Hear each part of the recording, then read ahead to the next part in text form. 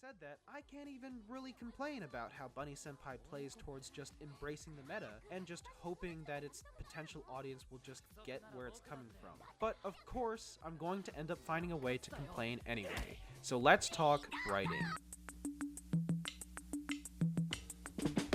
So a couple minutes ago, I was wholesale gushing about how much I love this show's characters and central plot conceit. And I still feel that way. It's not like I wrote the first part like a month ago and have since changed my opinion. Only half of that previous statement is true. However, in spite of how well I think the relationships and themes are executed, I have to say it.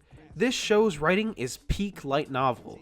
This show is riddled with light novel trends. You've got your emoto, your unrequited love triangle, your sharp-tongued yet innocent main love interest, your basing supernatural phenomena and random cool-sounding scientific phenomena, your Megane-san, your lab coat-chan, your misunderstandings. The list goes on. However, most insidious of all these trends that it contains lies within the show's protagonist, Sakata Asuzagawa. Now, I'm not a big light novel reader. I don't actually read all that much, for I restrict the literature that I read to the most refined of standards. However, as I understand it, the modern light novel breaks down into several presets. The most notable include the Magical Academy a la Asterisk War, Rakudai Kishino Cavalry, Mahoka, etc. The high fantasy with or without the pretense of being an isekai a la Sword Art Online, Konosuba, Overlord, Log Horizon, etc. Or, as Bunny Girl Senpai is, otaku commentary. Now I know that otaku commentary sounds really vague, because it is, but this is the category into which I would slot shows like Oreimo, Haruhi Suzumiya, the Monogatari series, and to a certain degree, Sakura So. Basically, it's a show that is constructed around commenting on the status of, or just playing with an element of the anime meta. Now on the surface, Bunny Girl Senpai might not seem like it fits within this box, broad as it might be, but once you look at the moving parts at work within the show, you'll start to see where I'm coming from. Take Sakata as a protagonist from purely a writing standpoint. He's basically a dead ringer for Kyon or Araragi. I mean, he's a sarcastic, jaded teenage boy who's moderately open about being perverse and blunt, but also kind and sincere given the circumstances. He's your typical Type B light novel protagonist. This is not to be confused with the more common Type A light novel protagonists, which are more devoid of personality and socially dense, think Ayato from Asterisk War. So, what's wrong with writing a character like this? I mean, this way he has more depth than the cardboard cutout protagonists of most light novels, and one might even find him realistic enough to be able to imagine meeting him in real life. Aren't these hallmarks of good character writing?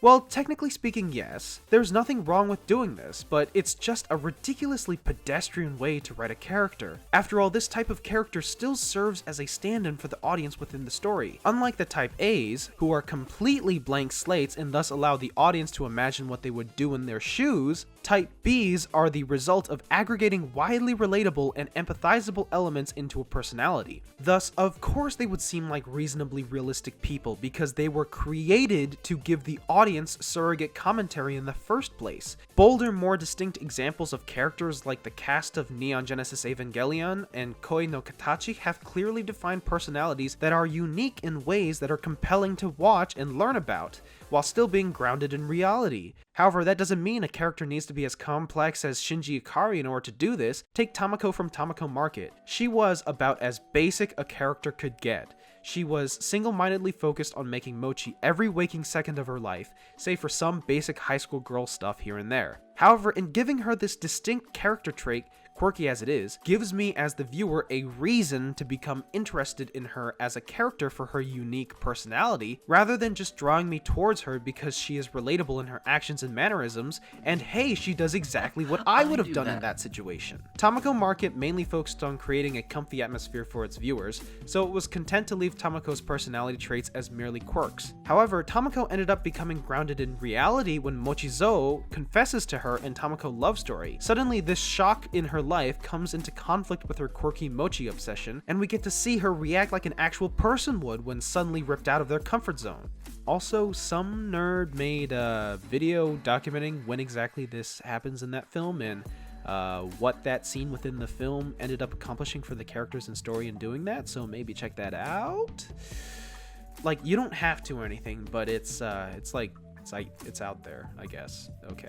Now, let's look at Sakta. The case definitely can be made that there is more going on inside his head and that he's more complex of a person, but he lacks the distinctness that made Tamako stand out as a unique character. He doesn't really have any goals or plans and works through his story pretty passively. Most of the progress and emotional high points of this show come from how he reacts to a situation rather than him actually seeking out to do anything.